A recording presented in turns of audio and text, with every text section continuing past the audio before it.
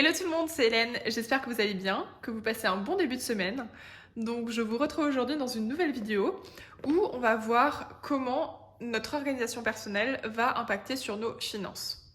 Donc je pense que vous l'avez déjà tous remarqué, quand on est mal organisé, quand on est débordé, quand on est stressé ou même quand on s'ennuie tout simplement, on a tendance à avoir des dépenses imprévues, des dépenses qui n'étaient pas forcément nécessaires.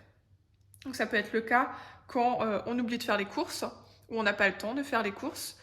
Du coup, ce soir, il va falloir qu'on commande à emporter ou alors qu'on aille au restaurant, etc. Donc c'est des dépenses qui ne sont pas forcément utiles. Ça peut être le cas quand on a du retard dans le paiement de nos factures et qu'au final, on va devoir payer des indemnités de retard. Ça peut être le cas quand on n'a pas le temps d'aller chez le mécano parce que la voiture, ça fait quelques jours qu'elle fait un petit bruit bizarre, sauf que ça s'empire et qu'on va devoir se retrouver à payer des réparations beaucoup plus importantes et qui vont coûter beaucoup plus cher. Ou alors, carrément, donc ça c'est un truc qui m'arrivait régulièrement, c'était quand je m'ennuyais, j'allais faire les magasins, j'allais au centre commercial, etc. Je revenais toujours avec des choses dont je n'avais pas d'utilité. Donc c'était juste dépenser de l'argent pour tuer le temps. Donc ça pareil, c'est pas utile. Alors que quand on est organisé, quand on sait ce qu'on va faire à l'avance de notre temps, on n'a pas ce type de dépenses. C'est un cercle vicieux en fait. On s'en veut et on pense ne pas pouvoir s'en sortir. Mais tout est une question d'organisation. L'organisation, ça veut aussi dire savoir déléguer, savoir dire non à certaines personnes ou à certaines choses. Donc c'est important de pouvoir prendre conscience de ces choses. Être organisé, à mon sens, ça permet d'être plus efficace, plus productif, d'avoir plus de temps pour soi, de mieux gérer son temps tout simplement, hein, d'avoir plus de sérénité, d'avoir moins de stress et d'avoir des dépenses moins importantes, on va dire, d'avoir des dépenses imprévues moins importantes. Donc, être organisé, c'est pas du tout manquer de spontanéité ou manquer d'adaptation ou quoi que ce soit, non. C'est avoir une bonne gestion de son temps et de faire en sorte que notre temps soit efficacement utilisé. Donc, en tout cas, c'est ma vision des choses. On ne veut pas courir après le temps, hein. On veut profiter de la vie. Et pour ça, je pense qu'il faut planifier certaines choses, certaines de nos tâches qui sont essentielles. Donc moi, je veux me lever le matin en sachant ce que j'ai à faire cette semaine, en sachant ce que je veux faire aujourd'hui et en sachant quels sont mes objectifs. Alors comment je fais? Dans cette vidéo, je vais vous montrer un petit peu quelles sont mes méthodes pour arriver à m'organiser au quotidien. Donc généralement, moi, j'organise ma semaine le dimanche matin en général. Et je vais vous montrer un petit peu quels sont les outils que j'utilise pour ça. Donc j'utilise plusieurs carnets. Je vais vous montrer celui-ci pour commencer. Alors ça, c'est le carnet que j'utilise vraiment au quotidien. Donc là, j'ai les pages qui sont remplies, mais c'est pas très intéressant, donc on va partir sur une page vierge. Donc dans ce carnet, ce qui est intéressant, c'est que je peux lister déjà les choses que j'ai à faire au cours de la semaine. Donc les tâches prioritaires, c'est le plus important de la semaine, les tâches secondaires et les tâches additionnelles. Donc l'idée de ce carnet, c'est vraiment de prioriser les choses, de faire en sorte que je fasse d'abord les tâches prioritaires, ensuite les tâches secondaires et les tâches additionnelles si j'ai le temps. Donc une fois que j'ai rempli cette partie hebdomadaire, je vais préparer la veille au soir, la journée du lendemain, où je vais définir une tâche prioritaire, des tâches secondaires et des tâches additionnelles si j'ai le temps de le faire au cours de la journée.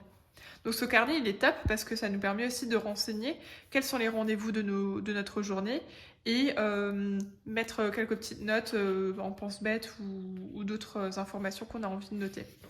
Donc voilà, il y a un jour, une page par jour.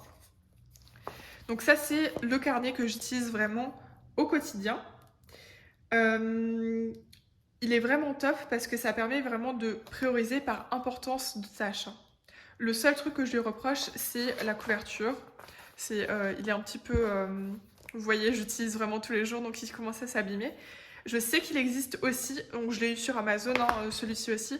Je sais qu'il existe aussi avec une couverture vraiment rigide, comme celui-là. Donc je pense que j'aurais dû m'acheter la version rigide. Bon, je saurai pour la prochaine fois, parce que celle-ci, elle s'abîme un petit peu vite, quoi. J'utilise vraiment régulièrement, donc c'est normal, mais on va dire que la prochaine fois, je prendrai celui-ci.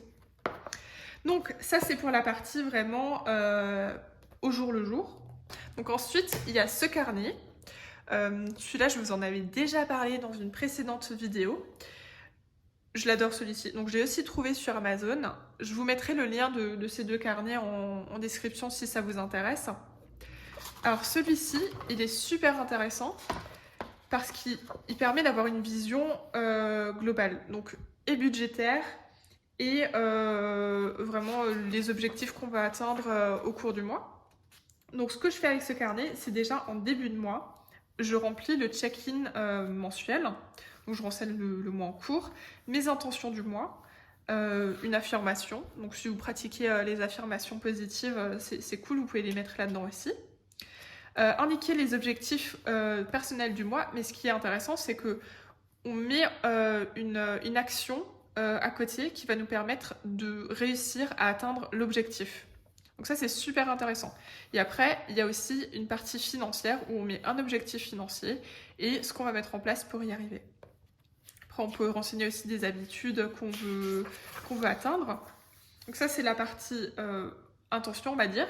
Et après, je vais avoir, en début de mois, à chaque fois, je remplis aussi le suivi budgétaire.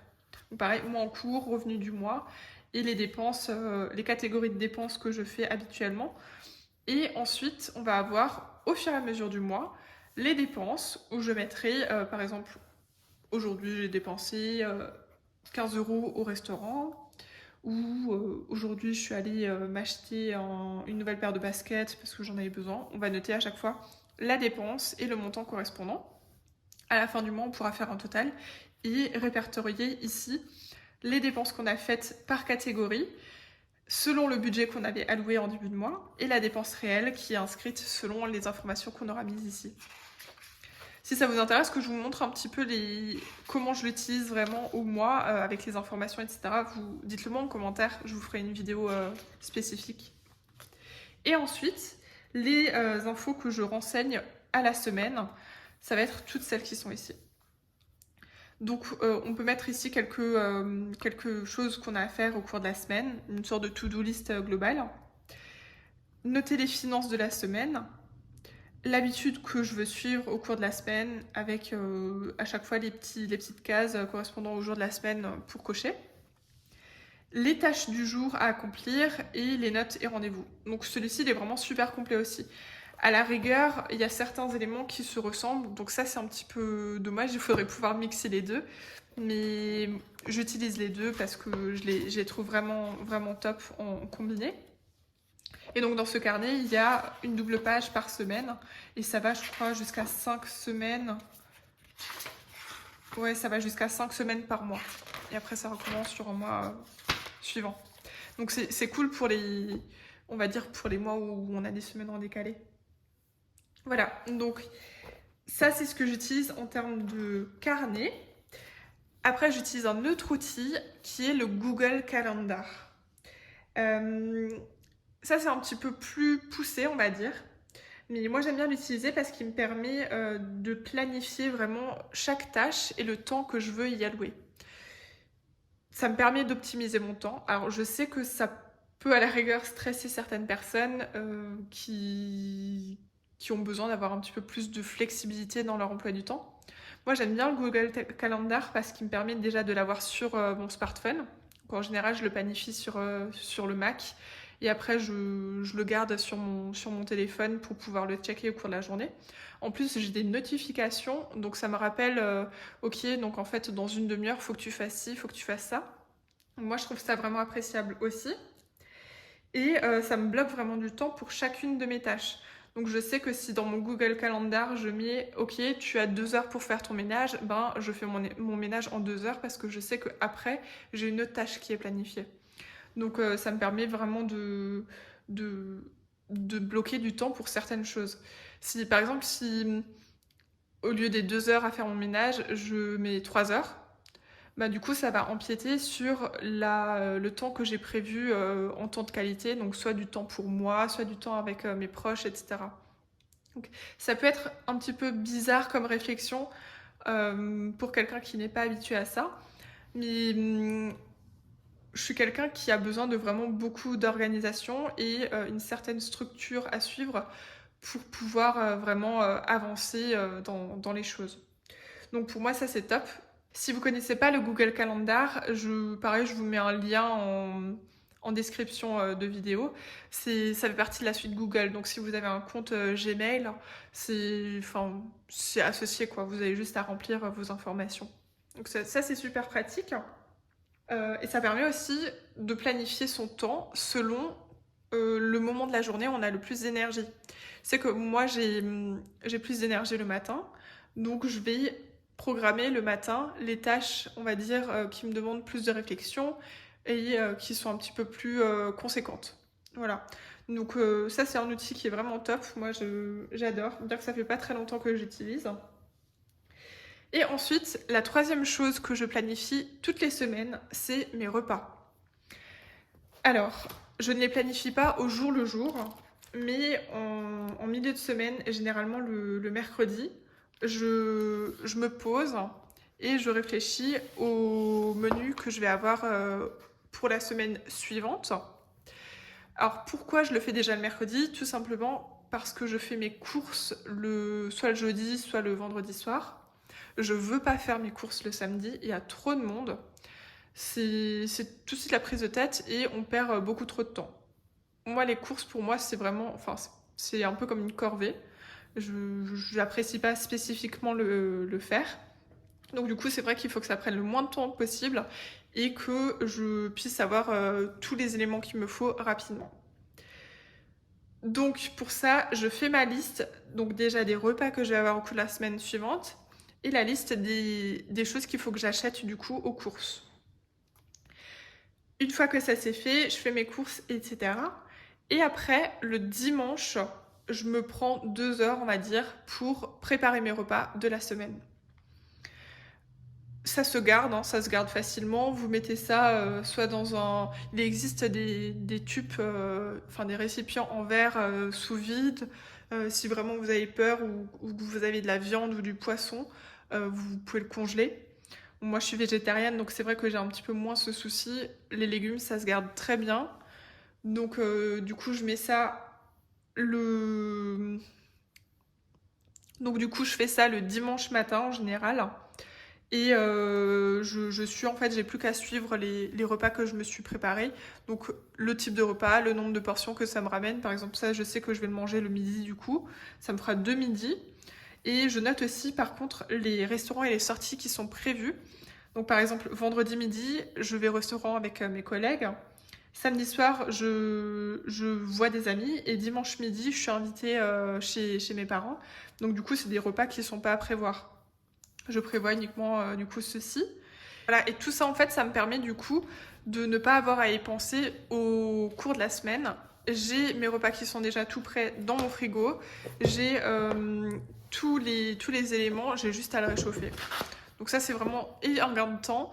Et j'évite aussi comme je vous le disais tout au début de la vidéo, j'évite de me retrouver à finalement commander un fast-food ou me chercher un fast-food ou quoi, parce que en fait j'avais pas prévu à manger pour ce jour-là, etc.